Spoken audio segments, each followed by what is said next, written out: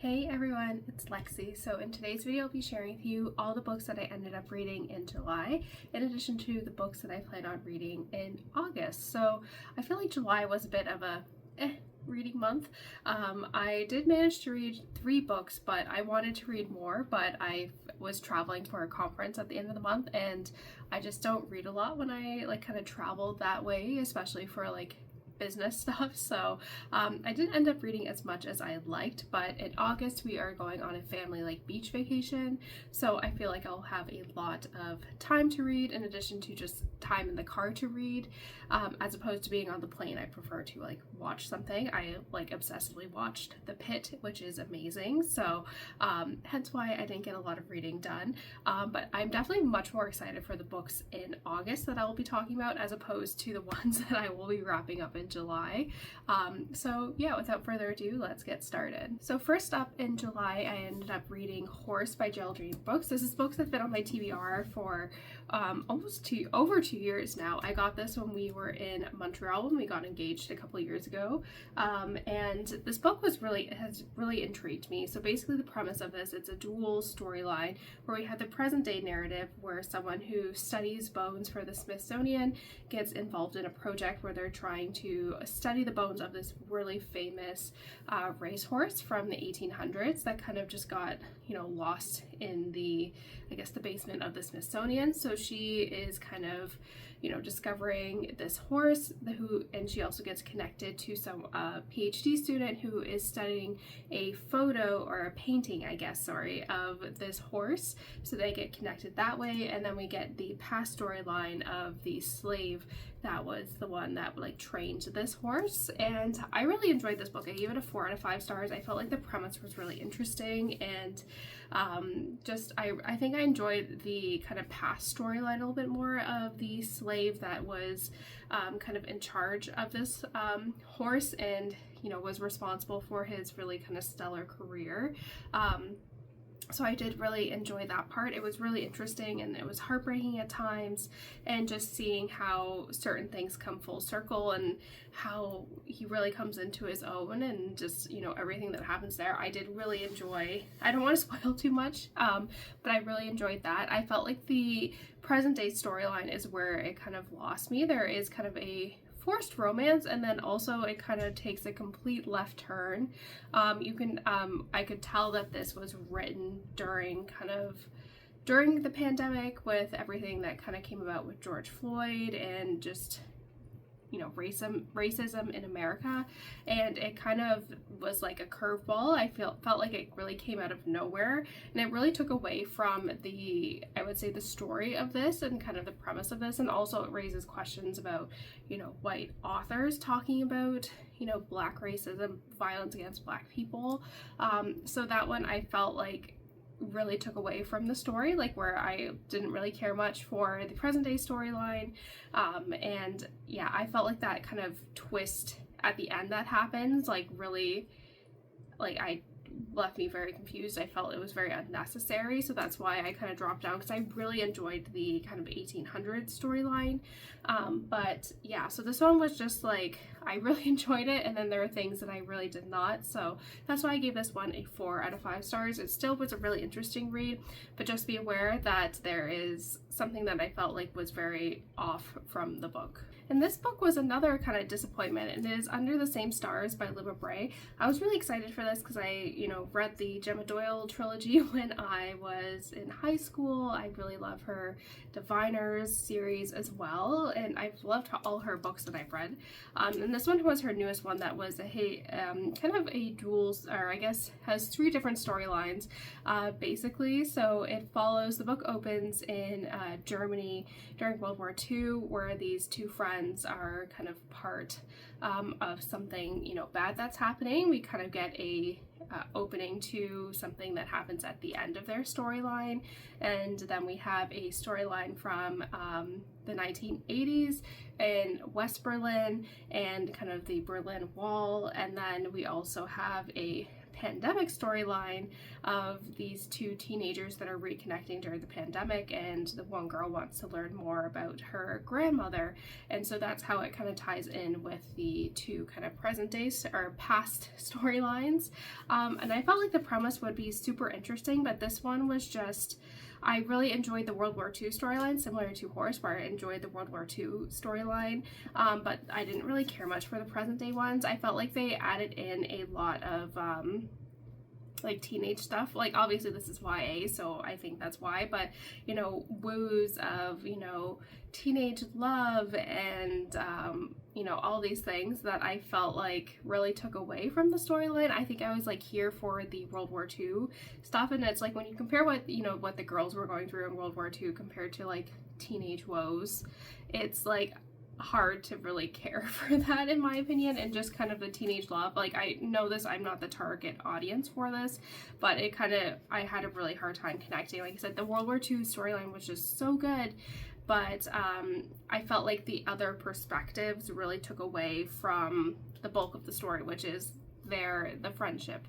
of the two girls during kind of the World War II area. I felt like it had really important themes that are very relevant, especially now, like with fascism, propaganda, fighting, you know, governments like that. And so I felt like it's very important, especially for a younger audience, but I felt like I said, I couldn't just relate to like the teenage woes of young love and like those things, which I felt like really kind of took away. And I felt like this book could be like 100 to 200 pages shorter. Like, it's quite long, like it is almost 500 pages, and I felt like 200 pages easily could have been shaved off.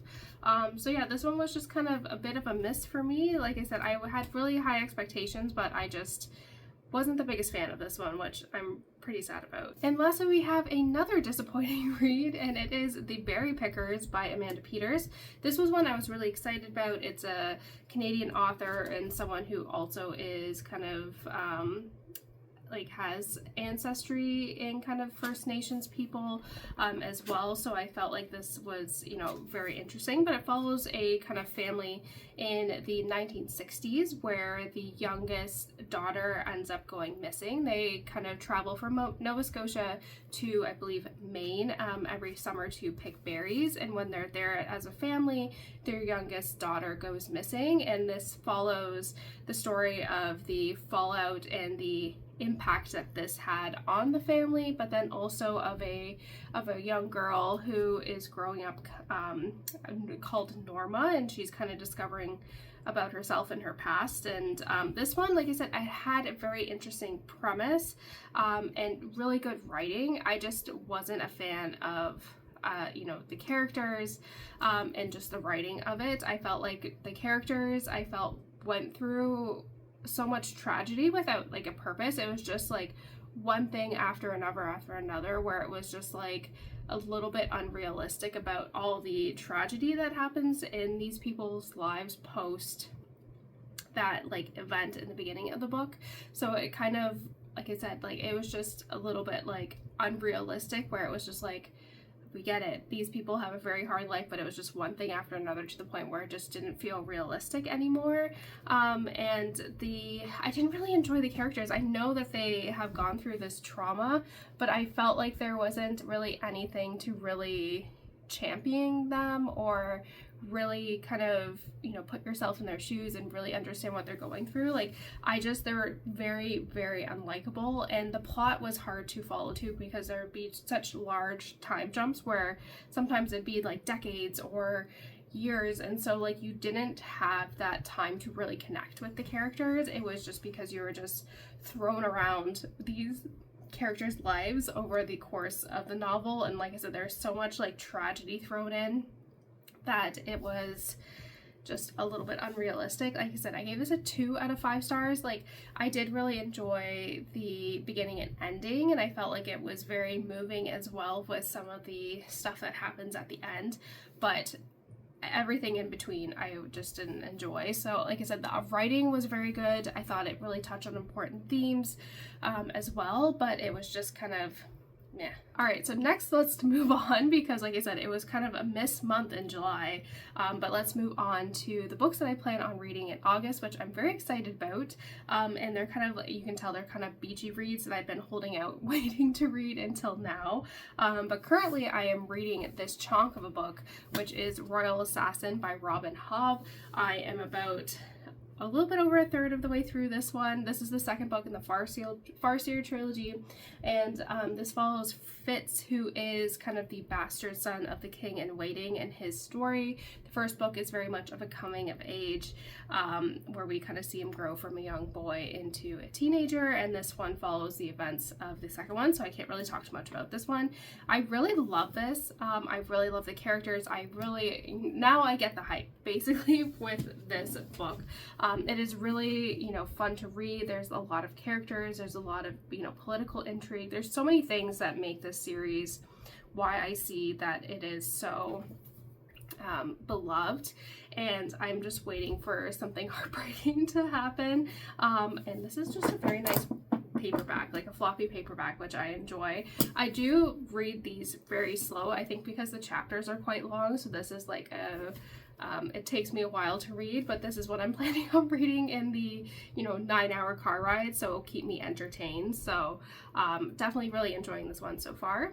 And next, these are kind of, like I said, these were the ones I was holding out for all summer, just because I feel like they're just, perfect beach reads. First two are kind of by author that I really enjoy. The first one being Say You'll Remember Me, and Yours Truly by Abby Jimenez. Sorry, I got tongue-tied there. But these are just kind of rom-com books that I thought would be perfect for kind of end of summer beach reads and ones to read by the pool. So this is her most newest one, and this is one that connects to Just for the Summer, which I've read that one, they're kind of, it's like a trilogy, but they're interconnected into like independent books. You don't need to read them in any specific order. I believe this is the first one in kind of that connected series. So yeah, I thought they were just kind of fun, lighthearted books to read. So yeah, I don't want to really know too much about these. With rom-coms, I just kind of like to dive in. Next, this book I feel like is just perfectly beachy, just given the like stencils and the edging, and then the cover too, which is Remarkably Bright Creatures by Shelby Van Pelt. But it says, after Tova's husband died, she began working the night shift at the Sewell Bay Aquarium, mopping floors and tidying up. Keeping busy has always helped her cope, which she has been doing since her 18-year-old son mysteriously vanished on a boat in Puget Sound over 30 years ago. Tova becomes acquainted with Marcellus, a brilliant giant Pacific octopus living at the aquarium. Marcellus wouldn't dream of lifting one of his 8 arms for his human captors until he forms a friendship with Tova.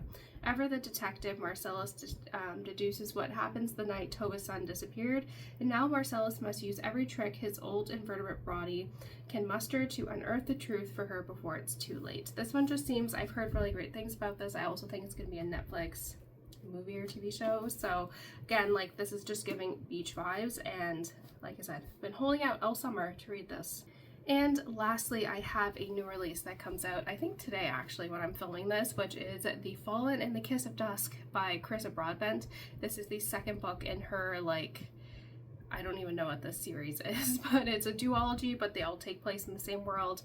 Basically, the premise of this, at least in the first duology, is that it follows this human who's growing up in this vampire world, and she's kind of raised by one of the kind of powerful political figures in this world, and she enters a competition to compete, and if she wins, she's granted like a wish by one of the like goddesses of the world, and it kind of goes from there. This one is a continuation of kind of the political unrest that doesn't necessarily get resolved in the duology, but it follows another one of the side characters in this one. Like I said, it's hard to talk about it without spoiling this one, but this is kind of a, fun romantasy series. I felt like the first book in the this duology in particular ended on such a cliffhanger, so I'm very excited to see what happens next, but I feel like I probably won't get to this one until maybe end of August. So that's it, guys. Thank you so much for watching. I hope you enjoyed this video. Let me know in the comments below what books you plan on reading this month and all of that fun stuff. So yeah, thank you guys so much for watching. Don't forget to give this video a thumbs up, and I will see you guys next time. Bye, guys.